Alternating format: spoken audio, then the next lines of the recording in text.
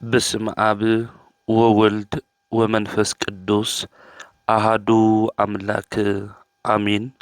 يتبارك እግዚአብሔር أملاك أبوينا لذاب صحان اسكزاتي ساعات ادمو خلو لعلو خلو نابزا ساعات زي آزب صحنا بوتاتنا ناي قدوسان أملاخ ناتناون أملاخ قدوس እግዚአብሔር سمو استخبرن زتمسجنن يخون اما أملاك ولاديت أملاك قدست قدوسان دنجل ماريام سلفصوم أدونتا سلفصوم خبرن مسجانان يبصحيا خمؤون قدوسان أبوتاتنا قدوسان أديتاتنا بستوهاوم خبر متن كله مسجانا يبصحيوم انكوا نادينا قدست قدوسان دنجل ماريام ናይ ልደታ በዓል ዝኽሪ እንገብረሉ ወርሓዊ በዓል ብሰላም ኣብፅሐኩም ኣብፅሐና ከምኡ እውን ብሎሙዓንቲ ዕለት ዓመታውን ወርሓዊ ክብረ በዓልም ዝኾነ ቅዱሳን ብሰላም ኣብፅሐኩም ኣብፅሐና ኩልኩም ዝመርሃ ግብሪ እዚ ኣብ ስራሕ ቦታኹም ኣብ መንበሪ ገዛኹም ብእምነት እትሰምዑ ናይ ቅዱሳን በረከት ምሳኻትኩም ይኹን። ኩልኩም ናይቲ ኦቶኮስ ሚድያ ተኸታተልቲ ኣብ ዓዲ ውሽጥን ኣብ ወፃኢ ዓድን ዘለኹም እዚ መንፈሳዊ ቻናል በብዕለቱ ከይተሰላቸውኩም ላይክ፣ ሳብስክራይብ፣ ኮሜንት፣ ሼር እናገበርኩም መንፈሳዊ ግዴታኹም ስለ እትፍጽሙ ናይ ቅዱሳን በረከት ኣብ ልዕሌኹም ይኹን። ኩልሻዕ በብዕለቱ ትምህርቲ ስለ ዝመሓላለፍ በብዕለቱ ዝመሓላለፍ ትምህርቲ ቀልጢፉ ናባኹም ንክበጽእ ሳብስክራይብ ብምግባር ቤተሰብ ኹኑ። ኣምላኽና ቅዱስ እግዚአብሔር ናይ ጥሪ ወርሒ ብሰላም ብጥዕና ሕሊፉ ናብ የካቲት ወርሒ ስለ ዘብፅሐና ስሙ ዝተኸበረን ዝተመስገነን ይኹን። እዛ ወርሒ ለካቲት እዚኣ ድማ ዝተባረኸት ናይ ሰላም ናይ ፍቕሪ ብስራት ዜና እንሰምዐሉ ወርሕን ክገብረልና ንኣምላኽና ናይ እግዚአብሔር ቅዱስ ፍቓድ ይኹነልና። ናዴና ቅድስተ ቅዱሳን ድንግል ማርያም በረከታ ረድኤታ አማላድነታ አይፈለየና። በኦርቶዶክሳዊት ተዋህዶ ቤተ ክርስቲያን ጉንበት ሓደ ናይ ቤትና ድንግል ማርያም ዓመታዊ ክብረ በዓል ይኽበር እዩ። ጉንበት ሓደ ቤትና ድንግል ማርያም ዝተወለደትሉ እዩ። በዓለ ልደታ ስለ ዝኾነ ድማ በብዓመቱ ጉንበት ሓደ ይኽበር እዩ። በብወርሑ ድማ ዕለት ሓደ ናይ ቤትና ናይ ድንግል ማርያም ልደታ መዘክርታ ነኽብሮ ኢና ነብዕሎ ኢና። እዚ ዕለት እዚ ቅዱስ ኤፍሬም ብውዳሴ ማርያም አክሊለ ምክህነ ወመሰረተ ንጽህነ ኢሉ ዘመስገና ናይ መመክዒትና ዘውዲ ወይ ከዓ አክሊል ናይ ንጽህናና ድማ መሰረት ኢሉ ዘመስገና ወላዲተ አምላክ ቤትና ቅድስተ ቅዱሳን ድንግል ማርያም ዝተወለደትሉ ዕለት እዩ። ዕለት ሓደ ነቢዩ ኢሳይያስ ድንግል ትጸንስ እያ ወዲ እውን ክትወልድ እያ ኢሉ ትንቢት ዝተናገረላ ድንግል ሎሚ ተወሊዳ እያ እናበልና በዓላ ንኽብረላ እያ። እዛ ዕለት እዚኣ ልበ አምላክ ዳዊት እታ ንግስቲ ክዳን ወርቂ ተጎናጺፋን ተጎልቢባን ኣብ የማንኻ ትቐውም ኢሉ ዝተናገረላ ንግስቲ ዝተረኸበትሉ ዕለት እዩ። ቅዱስ ዮሐንስ ወንጌላዊ ኣብ ራእዩ ኣብ ምዕራፍ 12 ፀሓይ ዝተወንዘፈት ወርሒ ኣብ ትሕቲ እግራ ዘለዋ ኣክሊል ከዋኽብቲ ኣብ ርእሳ ዝደፍአት ኢሉ ዝተናገረላ ኣዶ ብርሃን ድንግል ማርያም ዝተወለደትሉ ዕለት እዩ። ናይ እመቤትና ናይ ድንግል ማርያም ልደታ ከም በጻሒ ጋሻ ከም ውሕጅ ማይ ፈሳሲ ብድንገት ዝተኸሰተ ዝተፈጸመ ይኾንን። ኣቐዲሞም ነቢያት ብትንቢት ስለ ናታ ልደት ተናጊሮም ብምሳሌ መሲሎም ብራእይ ድማ ነቢያት ዝረአይዎ ዝተገለጸሎም ኩሉ ምስኪሮም እዮም። ነቢያት ብኣንደበቶም ስለ እመቤትና ቅድስተ ቅዱሳን ድንግል ማርያም ልደት ክናገሩ እንተለዉ ከምዚ ኢሎም እዮም ተናጊሮም። ብፍላይ ልበ ኣምላክ ዳዊት እግዚአብሔር ናይ ምዝማርን ከምኡውን ናይ ትንቢትን ጸጋ ዘብዝሐሉ ንጉስ ክቡር ዳዊት ስለ ድንግል ማርያም ስርወ ልደት መንፈስ ቅዱስ ብዝገለጸሉ ምስጢር ከምዚ ኢሉ መሰረታ ኣብ ዝተቀደሱ እምባታት እዮም ኢሉ ተናጊሩ እዩ።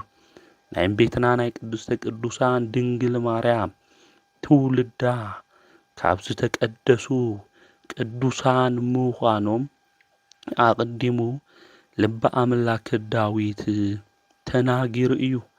ናይ እመቤትና ድንግል ማርያም ስርወ ልደት ካብ ቤተ መንግሥትን ካብ ቤተ ክህነትን ስለ ምዃኑ ካብ ኢያቄም ካብ ሃና ከም እትውለድ ልበ ኣምላክ ዳዊት ኣቐዲሙ ትንቢት ተናጊሩ እዩ።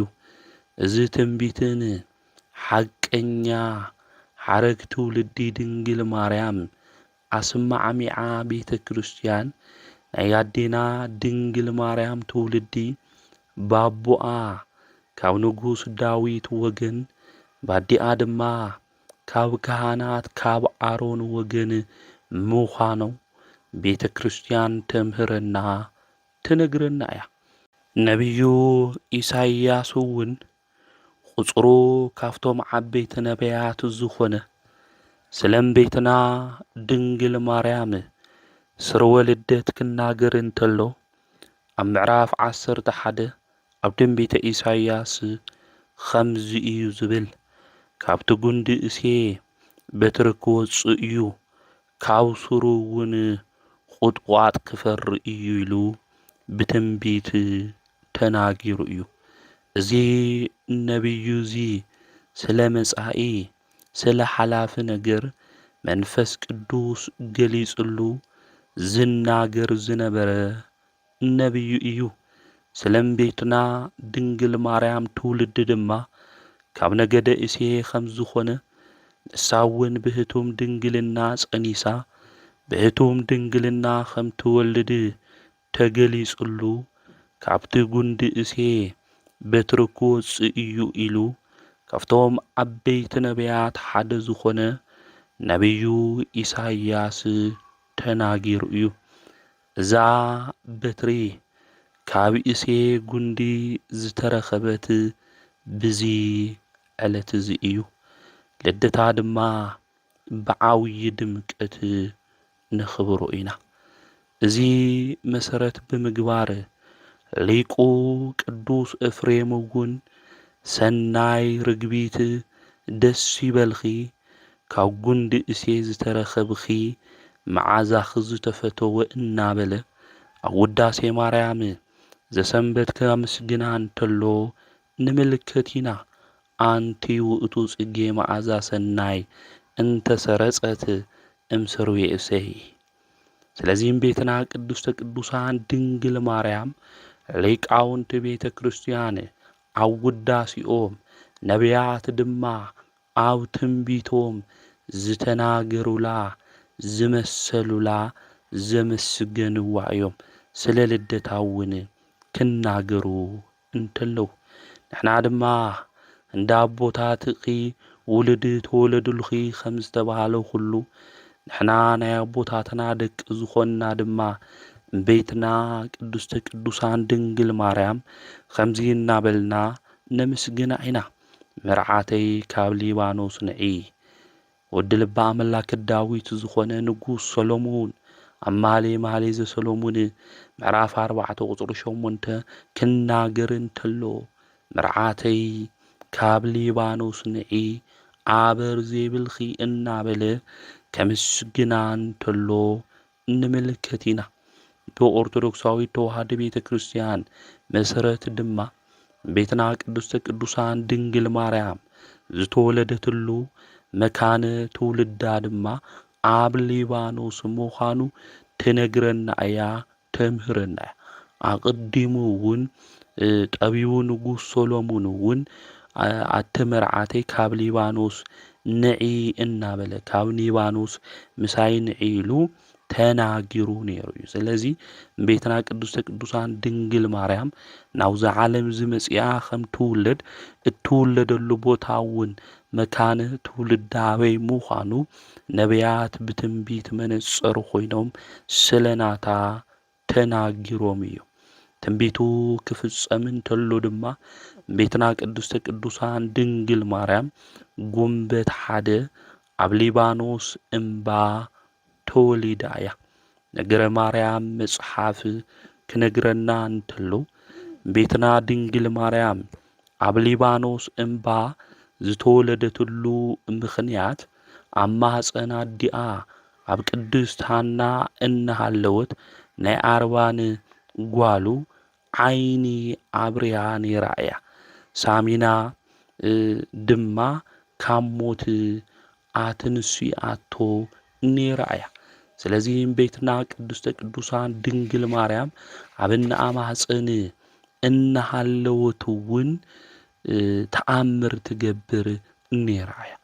ኣይሁድ ድማ እዚ ተመልኪቶም ብቕንዓትን ብተንኰል ድማ ተለዓሉ። ኣብዚ ጊዜ እዚ እቲ ዓብዪ መልአክ ሊቀ መላእክት ቅዱስ ገብርኤል ንቅዱስ ኢያቄም ድማ ተገሊጹሉ ንእምቤትና ድንግል ማርያም ኣዲኣን ሃና ክቐትልዋ ስለ ዝደለዩ ብቕንዓት ድማ ኣይሁድ ከም ዝተለዓሉ ነጊርዎ ናብ ሊባኖስ እምባ ድማ ሒዝዋ ንክኸድን ሰበይቱ ንሃና ንቅዱስ ኢያቄም መልአክ እግዚአብሔር ተናጊርዎ እዩ። በዚ ምኽንያት እዚ ቤትና ቅድስተ ቅዱሳን ድንግል ማርያም ኣብ ሊባኖስ እምባ ዝተወለደትሉ ንዚ እዩ። ካብ ትንቢት ብተወሳኺ ናይ ቤትና ድንግል ማርያም ልደት ብራእይም ብምሳሌም ኣቐዲሙ ዝተገለጸ እዩ ነይሩ።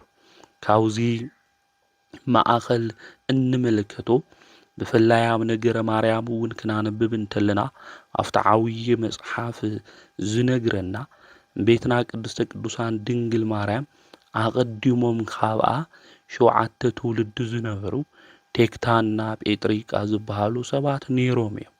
እዞም ክልተ ሰባት እዚኦም እግዚኣብሔር ዝፈርሑ ከምኡ እውን በዓል ጸጋታት ዝነበሩ እዮም። ኣብቲ ግዜ እሱ ድማ ሃፍትኒኤና እዩ ኢሎም ውላድ እግዚኣብሔር ስለ ዝኸልኸሎም እግዚኣብሔር ብምስጋን ዘይገደፉ ሰባት እዮም። ንሕና ዝኾነ ነገር እግዚኣብሔር ክኸልኽለና እንተሎ ካብ ምምስጋን ወፂና ናብ ካሊእ ዓለም እንኸድ ካሊእ መፍትሒ ካብ እግዚኣብሔር ወፃኢ ድማ እንደሊ ብዙሓት ኢና ነና። ካብ እግዚኣብሔር ወፃኢ እናቕምጦም መፍትሕታት ንዓና ክኾኑ ኣይኽእሉ። ኩሉ ነገር ከስተኻኽለልና ኩሉ ነገር ድማ ብስርዓቱ ክኾን ዝገብሮ ዝተኣመነ ቅዱስ ኣቦ እግዚአብሔር እዩ ማለት እዩ።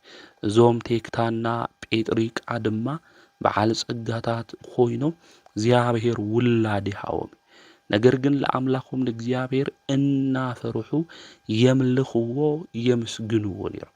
ጉድለትና እዚ እዩ እግዚአብሔር እዚ ጎደሎ እዚ ስለዘይመልአልና ዝኽፍተትና እዚ ድማ ከስተኻኽሎ ስለለይከኣለ ከነመስግኖ የብልና ይውል እግዚአብሔር አምላኾም እናመስገኑ ዝጎደሎም ነገር ሁሉ ንክመልኦም ድማ ሁሉ ነገር ዝኽእል ሁሉ ነገር ክገብር ናብ ዝኽእል እግዚአብሔር ይጽልዩ ነይሮም። ሓደ እዋን ድማ ራእይ ርኦም ማለት እዩ። እዚ ዝረአይዎ ራእይ ተኣዩ ክንብል እንተለና ናይ መጀመርያ ምራኽ ካሊእ ምራኽ ክትወልድ እንተላ እስካብ ሓምሻይ ተመልኪቶም ማለት እዩ። እታ መበል ሓምሻይ ምራኽ ድማ ወርሒ ክትወልድ እንተላ እታ ወርሒ ድማ ፀሓይ ክትወልድ እንተላ ተመልከቱ ማለት እዩ። ናብ ሕልሚ ዝፈትሕ ሰብ ድማ ኸዱ። ኣብዚ ግዜ እዚ ምራኽ ክወልድ እንተሎ ዝረኣኹሞ ብሩኻት ደቂ ክትወልዱ ኢኹም፣ ወርሒ ድማ ካብ ፍጡራን ብላዕሊ ዝኾነት እያ፣ ና ፀሓይ ነገር ግን ኣይተገለጸለይ ኢሉ ተናገሩ።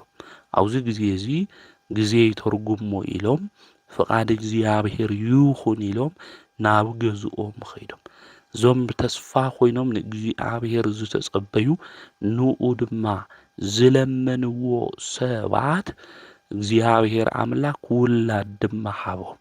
ሄሜን ድማ ወለዱ። ሄሜን ድማ ደርዴን ወለደት። ደርዴን ድማ ቶናን ወለደት። ቶናን ድማ ሲካራ ወለደት። ሲካራ ድማ ሄርሜላ ወለደት። ሄርሜላ ድማ ለምቤትና ድንግል ማርያም አዲኣ ዝኾነት ሃና ወለደት ማለት። ሃና ድማ ምስ ዓቤት ለአካለ መጠን ምስ በጽሐት ናይ ይሁዳ ወገን ዝኾነ ንኢያቄም ድማ አመርዐዋ ማለት እዩ።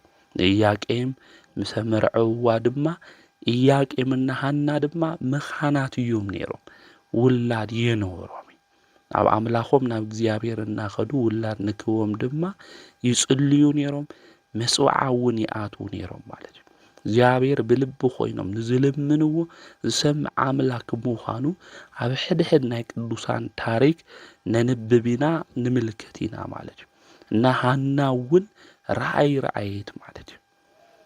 ሃና እውን ሕልሚ ራእይ ረአየት። ሃና ዝረአየቶ ተኣዩ ተኢልና ጻዕዳ ርግቢ መጽያ ኣብ ርእሳ ተቐሚጣ ብእዝና ኣትዋ ኣብ ማህፀና ክትቕመጥ እንተላ ተመልከተት። እዚ ስለም ቤትና ቅድስተ ቅዱሳን ድንግል ማርያም ኣቐዲሞም እውን ቴክታና ጴጥሪቃ ዝረአዩ ወርሒ መንያ ካብ ፍጡራን ብላዕሊ ዝተባሃለት እምቤትና ቅድስተ ቅዱሳን ድንግል ማርያም፣ ፀሓይ ዝተባሃለ ድማ ፀሓይ ጽድቅ ንሱ ኢየሱስ ክርስቶስ እዩ ማለት። ስለዚ ስለም ቤትና ቅድስተ ቅዱሳን ድንግል ማርያም ኣቐዲሞም ኣቦታት ኣዴታት ብራእይ ስለናታ ልደት ሪኦም እዮም ማለት እዩ። እናሃና ጻዕዳ ርግቢ መጽያ ኣብ ርእሰይ ተቐሚጣ ብእዝነይ ኣትዋ ኣብ ማህፀነይ ክትቕመጥ ተላ ርኤ እያ ኢላ። ጻዕዳ ርግቢ ዝተባሃለት እምቤትና ድንግል ማርያም እያ። እታ ርግቢ ጻዕዳ ምዃና ንጽህና ቅድስና እዩ ናይ እምቤትና ድንግል ማርያም። ኣብ ርእሰይ ተቐሚጣ ብእዝነይ ኣትዋ ክትብል እንተላ ድማ ብብስራተ ገብርኤል ሰሚዓ ብግብረ መንፈስ ቅዱስ ድማ አምላኽ እትጸንስ ንጽሕት ርግብ ዝተባሃለት ድንግል ማርያም ከም ትወልድ ከርድእ ከሎ እዩ ማለት እዩ። ስለዚህም ቤትና ቅድስተ ቅዱሳን ድንግል ማርያም ኣዲኣ እውን ራእይ ሕልሚ ሪኣ እያ። ኣዲኣ ጥራሕ ይኾንቲ ኢያቄም እውን ዝረአዮ ራእይ ነይርዎ ማለት እዩ። ሃና ምስ ረአየት ንኢያቄም ነጊራቶ ንሰብኣያ፣ ኢያቄም እውን ዝረአዮ ንሰበይቱ ንሃና ነጊርዋ። እሱ ድማ ዝረአዮ 7 ሰማያት ተኸፊቶም ጻዕዳ ኦፍ ኣብ ርእሰይ ክቕመጥ ከሎ ረአኹ ኢሉ ነጊርዋ ማለት እዩ። ስለዚ እዚ ጻዕዳ ኦፍ ዝተባሃለ ኣካላዊ ቃል ኢየሱስ ክርስቶስ እዩ። 7 ሰማያት ተኸፊቶም ማለት ፍሉይ ባህሪኡ እዩ። 7 ፍሉይ ባህሪኡ ምልኣቱ፣ ስፍሓቱ፣ ርቀቱ፣ ልዕልንኡ፣ እበዩ፣ መንግስቱ እንብሎ እዩ ማለት እዩ። ኣብ ርእሰይ ክቕመጥ ከሎ ረአኹ ማለት ድማ ናይ ድንግል ማርያም ባህሪ ገይሩ ከም ዝውለድ ኣምላኽ ሰብ ከም ዝኾን ማለት እዩ። ስለዚህ ስለ ድንግል ማርያም ቤትና ቅድስተ ቅዱሳን ድንግል ማርያም ትንቢት ጥራሕ የሆነይ ናያ ልደት ብራእይ ብምሳሌ አቀዲሙ ዝተገለጸ ምንባሩ ነገረ ማርያም መጽሐፍ ይነግረና እዩ ይርደና እዩ። ከምኡውን ስለም ቤትና ቅድስተ ቅዱሳን ድንግል ማርያም ልደታ ሊቃውንተ ቤተ ክርስቲያን በሐዱሽ ኪዳን እውን ከምዚ ኢሎም አምሂሮም እዮም። በምስጢሮም ብዙሓት ሊቃውንቲ አምሂሮም እዮም። ካብኣቶም ሓደ ባሕረ ጥበባት ሊቁ ቅዱስ ያሬድ እዩ። ማርያምስ ኣብ ኣዳም ከርሲ ወይ ከዓ ሕቐ ከም ጻዕዳ ዕንቁ ተብርህ ኢሉ ስለ ቅድስናኣ ስለ ንጽህናኣ ተናጊሩ እዩ። ጻዕዳ ዕንቁ ኢሉ ማለት እዩ። ከምኡውን ናይ ዓለም ብርሃን ዝኾነ ኢየሱስ ክርስቶስ ከም ትወልድ ኣምስጢሩ ባሕረ ጥበባት ሊቁ ቅዱስ ያሬድ ተናጊሩ እዩ ማለት እዩ ኣብ መጽሓፉ ስለም ቤትና ቅድስተ ቅዱሳን ድንግል ማርያም ማለት። ከምኡውን ስለ ናያ ሓረግ ልደት ክናገር እንተሎ ሱራ ምድሪ ጫፋ ድማ ኣብ ሰማይ ዘላ ሓረግ ኢሉ ሓረገ ወይን ድንግል ሓረገ ወይን እናበለ ሊቁ ቅዱስ ያሬድ ተናጊሩ እዩ ማለት እዩ።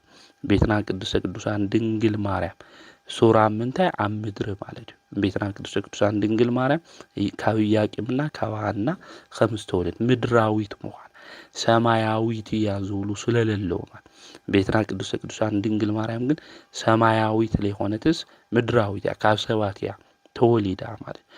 ሓደ ግን ሃይለ አርያማዊት እያ ሰማያዊት እያ ኢሎም ልናገሩ እንየው። ቤትና ቅድስተ ቅዱሳን ድንግል ማርያም ግን ኣብ ምድሪ ኣባ ቅዱስ ኢያቄም ኣዲኣ ድማ ቅድስት ሐና እዮም ዝበሃሉ ስለ ሓረገ ልደታ እውን ባሕረ ጥበባት ቅዱስ ያሬድ ተናጊሩ እዩ ማለት እዩ። ስለዚ ሱራ ምድሪ ጫፋ ኣብ ሰማይ ዘላ ሓረገ ወይን ኢሉ ተናጊሩ እዩ። እዚ ዓብይ ምስጢር እዩ። ሰብን እግዚአብሔርን ዘራኸበ ተንከተመ ማለት መሳልል ምዃና እውን ንሱ ባሕረ ጥበባት ቅዱስ ያሬድ በብዙሕ ምስጢር ኣምሂሩ እዩ ተናጊሩ እዩ። ከምኡውን ሊቀ ጳጳስ ናይ ብህንሳ ዝነበረ ኣባ ሕርያቆስ እውን ኣብ ቅዳሴኡ ኣብ ቅዳሴ ማርያም ስለም ቤትና ድንግል ማርያም ክናገር እንተሎ ኦ ድንግል ብሓጢአት ፍትወት ዝተጸነስኺ ኣይኮንኺ ብሕጊ ብዝኾነ ብሩካቤ ካብ ሐናን ኢያቄምን ተወለድኺ እምበር ኢሉ እዩ። ስለዚ ናይ ድንግል ማርያም ጽንሰት ልደት ከመይ ምዃኑ ኣብ ድርሰቱ ኣስፊርልና እዩ እዚ ሊቅ እዚ። ትውልዱ ኩሉ ብፅኢቲ ዝብልዋ ናይ ኩልና ኣዶ ዝኾነት ድንግል ማርያም ብሕጊ ብሩካቤ ካብ ኢያቄም ካብ ሐና ነሓሰ 7 ተጸኒሳ ጉንበት ሓደ ድማ ተወሊዳ እያ ማለት እዩ። ዕለት ሓደ ጉንበት ስለልተወለደት ድማ በብወርሑ ዕለት ሓደ ናታ ልደት ናይና ልደቱ እውን ስለ ዝኾነ እቲ ዘመን እቲ ግዜ እውን እግዚአብሔር ኣምላኽ ንክባርከልና በዓል ልደታ ዕለት ሓደ ኩሉ ሻዕ ነኽብሮ ኢና። ቤትና ቅድስተ ቅዱሳን ድንግል ማርያም ካብ ጽንሰታ ጀሚሩ እውን መንፈስ ቅዱስ ካብ ጥንተ ኣብሶ ይሕልዋ ነይሩ እዩ። ካብ መርገም ይሕልዋ ነይሩ እዩ። መርገም ይረኸባ ሰባት ሁሉ በአዳም ኃጢአት መርገም ክትሓዝ ተሎ ቤትና ቅድስተ ቅዱሳን ድንግል ማርያም ግን ምልእተ ጸጋ ቅዱስ ገብርኤል መጽ ጸጋ እግዚአብሔር አውዝ ጎደለልና ጊዜ ተፈሲ ፍሲት ኦ ምልእተ ጸጋ ኢለው አመስግንዋይ። ስለዚህ ቤትና ድንግል ማርያም ናይ አዳም መርገም ወይም ጥንተ አብሶ መርገም ኣብ ልዕሊኣ የነበረ መንፈስ ቅዱስ እውን ይሕልዋ ነይሩ እዩ ካብ ጽንሰታ ጀሚሩ ማለት እዩ። ስለዚህ ስለዚህ ጉዳይ ዙውን ሊቁ ቅዱስ ያሬድ እውን አው ድጉኦም አስፊሮም እዮም ማለት እዩ። ናም ቤትና ቅዱሰ ቅዱሳን ድንግል ማርያም ነብዩ ኢሳይያስ እውን ክናገር እንተሎ ኣብ ኃጢአት ዝተኸበበ መርገብ ኣብ ዝመልኦ ዓለም ካብ ኃጢአት ተፈልያ ርሒቃ ከም ገዲዮን ጸምር ብንጽህና ዝተረኸበት ንጽሕቲ ዘርኢ ምዃና ከርድእ እንተሎ ሓለቃ ሰራዊት ጎይታ እግዚአብሔር ዘርኢ እንተዘይትርፈልናስ ከም ሶዶም ኮና ከም ጎመራ ድማ ምመሰልና ኔርና እዩ ዝብል ኣብዛው ትንቢተ ኢሳይያስ ምዕራፍ 1 ቁጥሪ 9 ክናገር እንተሎ ስለዚ እዛ ንጽሕቲ ዘርኢ ዝተባሃለት መን እያ ማለት እዩ እምቤትና ቅድስተ ቅዱሳን ድንግል ማርያም እያ ማለት እዩ ስለዚ እዛ ንጽሕቲ ዘርኢ እዚኣ ድንግል ማርያም ጥንተ ሃብሶ ዘይረኻ መንፈስ ቅዱስ ድማ ዝሓለወ እያ ከምኡ እውን ነብዩ ሶሎሞን ወዲ ንጉስ ዳዊት ንጽህና ብትንቢት መነጽር ተመልኪቱ ክናገር እንተሎ ኣትፍቅርተይ ኩለንታናኺ ጽብቕቲ ኢኺ ኣበርውን የብልኺ ኢሉ ኣብዚ መኃልየ ዘሰሎሞን ምዕራፍ 4 ቁጥሪ 7 ክናገር እንተሎ ንምልከት ኢና ማለት እዩ ኣትፍቅርተይ ኩለንታናኺ ታዩ ጽብቕቲ ኢኺ ኣበርውን የብልኺ ኢሉ ብንጽህና ብቅድስና ዘጌጸት መርገመ ስጋ መርገመ ነፍስ ዘይነኽዓ ናይ ድሕነትና ምልክት ናይ ንጽህናና መሰረት ናይ ሰብ ባህሪ ምስ እግዚአብሔር ባህሪ ንክዋሃድ ምኽንያት ዝኾነት ንጽሕቲ ምዃና ኣቐዲሙ ነጊርና እዩ ኣብ መኃልየ ዘሰሎሞን መጽሓፍ ከምኡ እውን ቅዱስ እንድርያስ ዝተባሃለ ቅዱስ ኣቦ እውን ስለ ድንግል ማርያም ልደት ክናገር እንተሎ እዛ ዓለት እዚኣ ዓብዪ ህንጻ ዝተሰርሐሉ እዩ ፍጡር ንፈጣሪ መሕደሪ ንክኾን ዝተዳለወሉ ዝተገለጸሉ እዩ ኢሉ ክናገር እንተሎ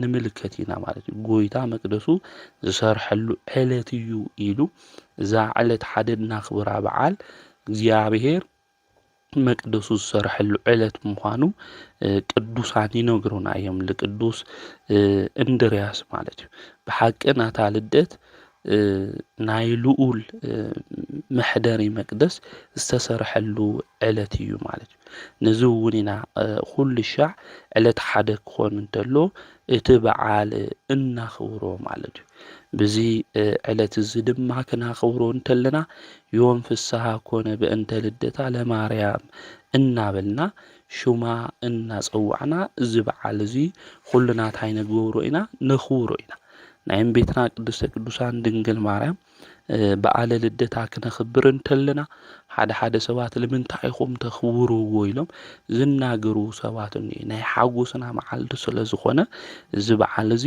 ነኽብሮ ኢና ናይ እምቤትና ድንግል ማርያም ልደት የኾነ ናይ ቅዱስ ዮሐንስ ልደት እኮ ነኽብር ኢና ኣብ ቅዱስ መጽሓፍ እውን ክነንብብ እንተለና ቅዱስ ዮሐንስ ብምውላዱ ብዙሓት እንታይ ክኾኑ እዮም ክሕጎሱ እዮም ንብዙሓት ናይ መሕጓሶም ምኽንያት ክኾን እዩ ተባሂሉ ኣብ ቅዱስ መጽሓፍ ተጻሒፉ እዩ ማለት እዩ ቅዱስ ዮሐንስ ብምውላዱ ብዙሓት ዝሕጎሱ እንድሕር ኮይኖም እዛ እምቤትና ቅድስተ ቅዱሳን ድንግል ማርያም ናይ ነቢያት ትንቢት ዝተፈጸመላ ዝተረኣየ ራእይ ድማ ብገሃድ ዝተኸናወነላ ናይ ብሉይ ኪዳን መደምደሚት ናይ ሓድሽ ኪዳን ድማ መእተዊት ዝኾነት ወላዲተ ኣምላክ ናይ እግዚአብሔር መሕደር ዝኾነት ድማ ድንግል ማርያም በዓለ ልደታ ክናኽብር ተለናማ ለኽንደይ ሰባት ንሕጎስ ንኾን ናይ ቅዱስ ዮሐንስ ብምውላዱ ንብዙሓት ሓጎስ ክኾኑ እዩ ተባሂሉ ድንግል ማርያም ድማ ካብ ቅዱስ ዮሐንስ ትበልጽ እያ ማለት እዩ ካብ ኩሎም ቅዱሳን እምቤትና ድንግል ማርያም ትበልጽ እያ ማለት ስለዚ ናያ ልደት እናኽብሮ ናይና ልደት እውን ስለ ዝኾነ ምክንያት ድሂን እውን ስለ ዝኾነት እዩ እምቤትና ቅድስተ ቅዱሳን ድንግል ማርያም ማለት እዩ ስለዚ እዛ እምቤትና ቅድስተ ቅዱሳን ድንግል ማርያም ድሕነት ጎይታ መጺኡን ከድሕነና ምክንያት ኮይና ዝወለደቶ ኣዶ ጎይታ እያ እሞ ብፍጹም ሓጎስ ዝበዓል ዝታይ ንገብሮ ኢና ማለት እዩ ነኽብሮ ኢና ክነኽብሮ ተለና ድማ ናብ ትፈትውዮ ወድኸ ምሕረት ለምንልና እናበልና ኢድና ንዝርግሕ ኢና ማለት እዩ ኣማልድና ኢልና ለእምቤትና ቅድስተ ቅዱሳን ድንግል ማርያም ንናገር ኢና ማለት እዩ ስለዚ ኦርቶዶክሳውያን በዓል ክናኽብር እንተለና ኣብቲ በዓል እሱ ናብ እግዚአብሔር ጸሎት እንገብረሉ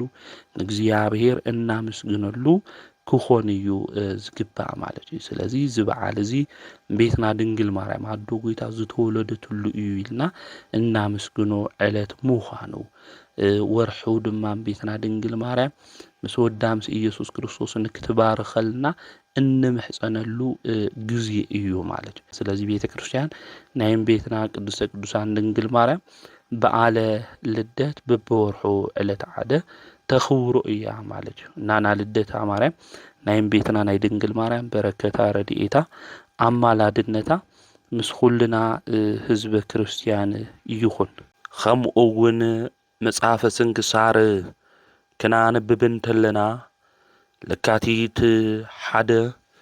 150 ቅዱሳን ሊቃውንቲ ጳጳሳት ብሓደ ኮይኖም ብሕብረት ኮይኖም ኣብ ቁስጥንጥንያ ከተማ ብዓብይ ንጉስ ቴዎዶስዮስ ዘመን መንግስቲ ጉባኤ ገይሮም እዮም።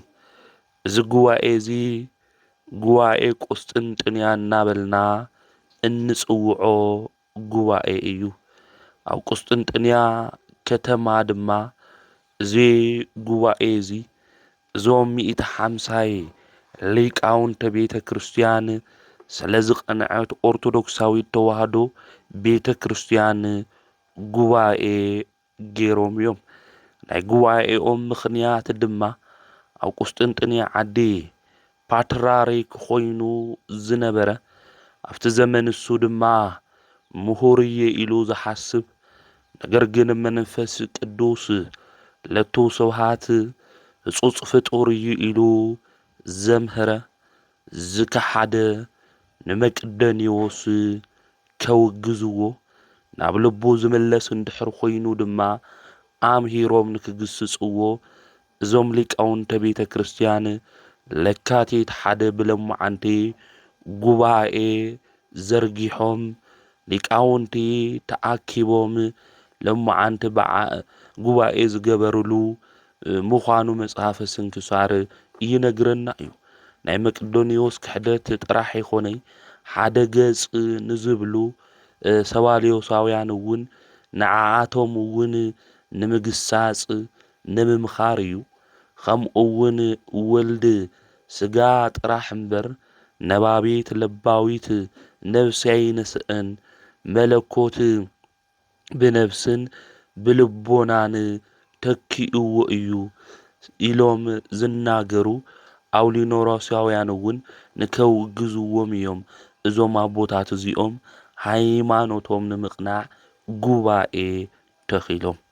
እዞም ከሃድያን እዚኦም ብግልጺ ካብ ስሕተቶም ንክምለሱ እዚ ናይ ሕብረት ጉባኤ ተገይሩ እቲ ንጉስ እውን ቴዎዶስዮስ ጉባኤ ንክኾን እዮም ኣቦታት ለሚኖሞ እቲ ንጉስ እውን መጺኡ እቲ ጉባኤ እውን ተገይሩ ናይ ሮማ ሊቀ ጳጳሳት ድማ መልእኽቲ በጺሕዎ ነገር ግን ክመጽእ ኸኣለይ ናይ አንጾኪያ ሊቀ ጳጳሳት ናይ ኢየሩሳሌም ከምኡ እውን ናይ እስክንድርያ ሊቀ ጳጳሳት ከምኡ እውን ካልኦት ሊቃነ ጳጳሳት መጺኦም እዮም። ምሁራን እውን ኤጲስቆጶሳት እውን መጺኦም እዮም ናፍቲ ጉባኤ እዚ ኣብ ቁስጥንጥንያ ከተማ እውን ተኣኪቦም እዚ ጉባኤ እዚ ክገብሩ እንተለዉ እቲ ናይ ሮማ ፓትርያርክ ምሁራን ልኢኹ እምበር ንሱ የመጸይ ማለት እዩ። ናይዚ ጉባኤ እዚ ሊቀ መንበር ዝነበረ ናይ እስክንድርያ ሊቀ ጳጳሳት ኣባ ጢሞቴዎስ እዩ። ስለዚ መቅዶንዮስ ጸዊዑ እዛ ዝረኸሰት ሃይማኖት እስኪ ተናገር ኢሉ ኣዘዞ። ኣብዚ ግዜ እዚ እዚ ከሓዲ መቅዶንዮስ ድማ ተናገረ። መንፈስ ቅዱስ ለቱ ስብሃት ዝተፈጠረ እዩ ኢሉ ተናገረ። ጢሞቴዎስ እውን መሊሱ መንፈስ ቅዱስ ናይ እግዚኣብሔር ሕይወቱ ከም ዝኾነ ይትፈልጥ እንዲኻ ናይ እግዚኣብሔር ሕይወት ከመይ ኢልካ ፍጡር ትገብሮ ኢሉ ካብዛ ዝረኸሰት ሃይማኖት ተመለስ ናብ ዘለዓለማዊ ገሃንም እሳት ከይተኣቱ ንስሓ እተው ኢሉ ይናገሩ። ንሱ ግን ሰሚዑ ክምለስ ይኸኣለይ ኣውጊዞም ካብቲ ዝነበሮ ሹመት እውን ኣቦታትና ሹመቱ ኩሉ ወሲዶም ካብ ቤተ ክርስቲያን እውን ኣሳዲዶሞ እዮም የምለሲ ስለ ዝበለ ድሕሪ እዚ እዞም ሰባልዮሳውያን እውን ተጸዊዖም ናብቲ ጉባኤ መጺኦም እስኪ ስለ ሃይማኖትኩም ተናገሩ ክበሃል እንተለው ኣብ ወልድ መንፈስ ቅዱስ ሓደ ገጽ ሓደ ህላዊ እዮም ብምንም ሰለስተ ክኾኑ ይኽእሉ ኢሎም ምስጢረ ሥላሴ ናይ ሥላሴ ፍሉይ ዝኾነት ሰለስትነት ክሒዶም እዮም። አባ ጢሞቴዎስ መሊሱ ከምዚ በለው በዮርዳኖስ ውሽጢ ወልድ ጠጠው ኢሉ እናሃለወ መንፈስ ቅዱስ ብጻዕዳ ርግብ አምሳል ወሪዱ ኣብ ርእሱ ተቐሚጡ እዩ። ኣብ እውን ኣብ ደመና ኮይኑ ዝፈትዎ ወደይ ንሱ እዩ ስምዑዎ ኢሉ ተናጊሩ እዩ። እዝና ወንጌል ቃል ተሳዒሩ ማለት ድዩ ሓደ ገጽ ኢልኩም ትናገር ኣለኹም ኢሉ ተናገረ። ከምኡ እውን ንስኹም ከም ትብልዎ እንድሕር ኮይኑ ብኣብ ብወልድ በመንፈስ ቅዱስ ስም ዝተጠመቕና ናይ ክርስትና ጥምቀት ተሳዒሩ ማለት ድዩ ኢሉ ክሕደትኩም ሕደጉ ተመለሱ ኢሉ ነጊሩ። አርዮስ አቀዲሙ ወልድ ክሒዱ መቅደኒዎስ መንፈስ ቅዱስ ክሒዱ ንስኻትኩም ናዚ ተሳተፍቲኢኹም ትኾኑ ኣለኹም ኢሉ ተናገሮም። ንሳቶም ግን ሰሚዖም ኣይተመለሱ። ናይ ሕብረት ጉባኤ ዝነበረ ድማ ኣውጊዝዎም ካብ ምእመናን እውን ሕብረት ካብ ቤተ ክርስቲያን ሕብረት እውን ፈልየሞም እዮም። ድሕረዚ ወልድ ነባቢት ለባዊት ዝኾነት ነፍሲ ኣይወሰደ ኣይነስእ ስጋ ጥራሕ እዩ ካብ ድንግል ማርያም ወሲዱ ዝብሉ እዞም ኣብ ሊናሮስ ትምህርቲ ዘምህሩ ነይሮም እዮም ማለት እዩ። ስለዚ እዞም 150 ዝኾኑ ኤጲስቆጶሳት ኣቦታት ብጸሎተ ሃይማኖት ጎይታ ድሓኒ ብዝኾነ ካብ ኣብ ብዝሰረጸ ብመንፈስ ቅዱስ ንኣምን ንሰግደሉ እናመስግኖ ምስ ኣብ ምስ ወልድ ብሓደ እንታይ ንገብረሉ ንሰግደሉ ብነቢያት ሓዲሩ እውን ዝተናገረ ንሱ እዩ ኢሎም ናይ ኣብ ናይ ወልድ ናይ መንፈስ ቅዱስ ሓድነቶም ከምኡ እውን ሰለስትነቶም መስኪሮም ተናጊሮም እዮም። ካብ ኩሉ ብላዕሊ እትኾን ሃዋርያት ብዝተኣከቡላ ብሓንቲ ቅዱስ ቤተ ክርስቲያን ንኣምን ቤተ ክርስቲያን ሓንቲ ምዃና ቅድስቲ ምዃና እውን ተናጊሮም ሓጢኣት ብዝስረየላ ብሓንቲ ጥምቀት ድማ ንኣምን ናይ ሙታን ምልዓል ተስፋ ንገብር ኢሎም ዘለዓለማዊ ህይወት ከም ዘለና ዘለዓለማዊ ህይወት እውን ተስፋ ከም ንገብር ኣብ ጸሎተ ሃይማኖት ኩሉ ሻዕ እንብሎ እዩ። ስለዚ እዞም ኣቦታትና እዚኦም ተናጊሮም ማለት እዩ። እዞም 150 ኣቦታትና ማለት እዩ። ኣብዚ ግዜ እዚ እዞም ኣቦታትና እዚኦም መንፈስ ቅዱስ ኣምላክ ምዃኑ መንፈስ ቅዱስ እግዚኣብሔር ምዃኑ እውን ተናጊሮም ጉባኤ እውን ሰሪሖም መንፈስ ቅዱስ እውን ዝሰረጸ ካብ ኣብ ምዃኑ ኣምሂሮም ተናጊሮም የንምለሲ ንዝበሉ ኣብቲ ግዜ እሱኑ ዝነበሩ ድማ እዞም ኣቦታትና እዚኦም ኣውጊዞሞም እዮም። ስለዚ ቅዱሳን ኣቦታትና ብዙ መልክዑ እዚ እዮም ሃይማኖት ኣጽኒሖምና ንዝከሓዱ ሰባት ንክምለሱ ጉባኤ ገይሮም ከምኡ እውን ኣምሂሮሞም የንምለሲ ክብልዎም እንተለው ብጉባኤ ኣሸኒፎም ሃይማኖቶም ብዋጋ ከፊሎም እዮም ናባና እዞም ቅዱሳን ኣቦታትና እዚኦም ኣውፂሖምና። ኦርቶዶክሳዊት ተዋህዶ ቤተ ክርስቲያን እውን ዓለም ለኸ ጉባኤ ትቕበሎም ሰለስተ እቲ ና መጀመርያ ጉባኤ ንቅያ እዩ። ተመበል ካልኣይ ብለማዓንቲ ዝተገብረ ለካቲት ሓደ ጉባኤ ቁስጥንጥንያ ይቀፂሉ ድማ ጉባኤ ኤፌሶን እዩ። ዓለም ለኸ ጉባኤ ኢላ ቤተ ክርስቲያን ትቕበሎም እዞም ሰለስተ እዚኦም እዮም። ኣብዞም ጉባኤት እዚኦም ድማ ኣቦታትና ሃይማኖት ኣጽኒዖም እዮም። ንዓና ዝኸውን ናይ ሃይማኖት ትምህርቲ እውን ጽሒፎምልና ከምኡ እውን ንክንምሃር ገይሮምና እዮም ማለት እዩ። ስለዚ ብለማዓንቲ የካቲት ሓደ እዞም 150 ሊቃውንቲ ቤተ ክርስቲያን መቅደኒዎስ ከምኡ እውን ቶም ካልኦት ካህድያን ዝነበሩ ንክምለሱ መኺሮም እምቢ ምስ በሉ ግን ካብ ጉባኤ እንታይ ገይሮሞም ፈልየሞም እዮም። የካቲት ሓደ ድማ እዚ ምዃኑ መጽሓፈ ስንክሳር ይነግረና የረድአና እዩ። ብተዋህዶ ሃይማኖትና ጸኒዕና ብምግባር ብሃይማኖት ድማ ትሩፋት ጽድቂ ሰሪሕና ናይ እግዚአብሔር መንግስቲ ልክንወርስ ናይዞም ቅዱሳን ኣቦታትና ጸሎት በረከት ኣማላድነት ምስ ኩልና ህዝበ ክርስቲያን ይኹን። ከምኡ እውን መጽሓፈ ስንክሳር ክናነብብ እንተለና ቅዱስ ጴጥሮስ ተፍጻሜተ ሰማዕት በዚ ዕለት እዚ ቅዳሴ ቤቱ ምዃኑ ቤተ ክርስቲያን ተምህረና ተነግረና እያ ብከሓዲ ዲዮቅልጥያኖስ መንግስቲ ሰማዒትነት ዝተቐበለ እዩ። አርዮስ እውን ስለለውገዞ ናይ ሰማዒትነት ክብሪ እውን እዚ ኣቦዚ ተቐቢሉ እዩ። ሊቀ ጳጳስ ፓትርያርክ እውን ናይ ቤተ ክርስቲያን ዝነበረ እዩ። ሎማዓንቲ ግን ቤተ ክርስቲያኑ ተሰሪሓ ቅዳሴ ቤቱ ምዃኑ መጽሓፈ ስንክሳር ይነግረና እዩ። ብፍላይ እቲ ናይ ክርስቲያን ስደት ዘመን ምስ ተወድአን ጻዲቁ ቆስጠንጢኖስ እውን ምስ ነገሰ ናይ ጣዖታት ገዛ ኩሎም ፈሪሶም ቤተ ክርስቲያን እውን ተኸፊተን ቤተ ክርስቲያን እውን ተሰሪሐን እየን። ኣብቲ ግዜ እሱ ኣብ እስክንድርያ ከተማ ብምዕራብ አካባቢ ናይ ቅዱስ ጴጥሮስ ተፍጻሜተ ሰማዒት ቤተ ክርስቲያን ተሰሪሑ እዩ። ኣብታ ቤተ ክርስቲያን እሳ ድማ ዓበይቲ ድንቅ ዝኾኑ ተኣምራት እውን ይስርሑ ነይሮም እዮም። ነገር ግን ከሃዲያን መጺኦም እቲ ቤተ ክርስቲያን እሱ ኣፍሪሶሞ ምድረ በዳ ንክኾን ገይሮሞ እዮም። ናይ ቅዱስ ጴጥሮስ ቤተ ክርስቲያን ግን ብጎይታ ብኢየሱስ ክርስቶስ ኢድ ዝተተሓዘትና ዝተሓለወት እያ ማለት እዩ። ስለዚ እዚ ተፍጻሜተ ሰማያት ቅዱስ ጴጥሮስ ናሊ አኪላስ ኢልና ንጽውዖም ከምኡ እውን እቲ ናይ መጀመርያ ናይ ኒቅያ ጉባኤ ዝገበረት ዓብዪ ናይ እስክንድርያ ሊቀ ጳጳስ ኢልና ንጽውዖ ለእስክንድሮስ ናዩ መምህር እዩ።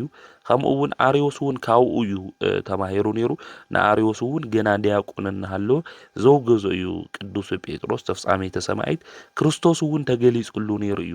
ህፃን መሲሉ ክዳኑ ተቐዲዱ ታኾይንካ ክብሎ እንተሎ ካብ ባህሪ ኣቦይ ካብ ኣብ ካብ ባህሪ ሕይወት ካብ መንፈስ ቅዱስ አርዮስ ፈሊኒ ኢሉ ተናጊርዎ ነይሩ እዩ ንቅዱስ ጴጥሮስ ተፍጻሜተ ሰማያት ከምኡ እውን ኣውጊዝዎ ነይሩ እዩ ማለት እዩ። ናይ ክሕደት ትምህርቱ ገና ዲያቆን እናሃለየ ስለ ዝፈለጠ ደቀ መዝሙሩ እውን ስለዝነበረ ኣውጊዝዎ እዩ። ድሓረ ግን ቶም ካልኦት ኣዕሩኽቱ ድማ ተመሊሱ እዩ ኢሎም እስካብ ጵጵስና ሃምልሾምዎ እዩ ናይ ቤተ ክርስቲያን መጻሕፍቲ ዝነግሩና። ስለዚ እዚ ቅዱስ ኣቦ እዚ ብሃይማኖቱ ዝጸንዐ ከምኡ እውን ብሰማዒትነት ዝሓለፈ ናይ ክርስቶስ ምስክር እዩ። ቅዳሴ ቤቱ ምዃኑ መጽሓፈ ስንክሳር ይነግረናል። እግዚአብሔር ምስጋና ይኹን። ንዓና እውን ብጸሎቱ ይምሓረና። በረከቱ ናይዚ ቅዱስ እዚ ኣብ ልዕሊ ኩልና ይኹን። ኣምላኽና ቅዱስ እግዚአብሔር እዚ ወርሒ እዚ ለካቲት ወርሒ ወረውግእ ዘይንሰምዐሉ ናይ ሰላም ናይ ፍቅሪ እንሰምዐሉ ወርሒ ንክገብረልና ዝተሰደደ ዝምለሰሉ ዝጠመየ ድማ ዝዕንገለሉ ተፈናቂሎም በብቦትኡ ዘለው ወገናትና ድማ ናብ ገዝኦም ናብ ዓዶም ዝምለሰሉ ወርሒ ንክገብረልና ንኣምላኽና ናይ እግዚአብሔር ቅዱስ ፍቃድ ይኹነልና። ዘምሃረና ዝገሰጸና ናይ ኣቦታትና አምላክ ቅዱስ እግዚአብሔር ስሙ ዝተኸበረን ዝተመስገነን ይኹን። ወስብሐት ለእግዚአብሔር ወወላዲቱ ድንግል ወለመስቀሉ ክቡር።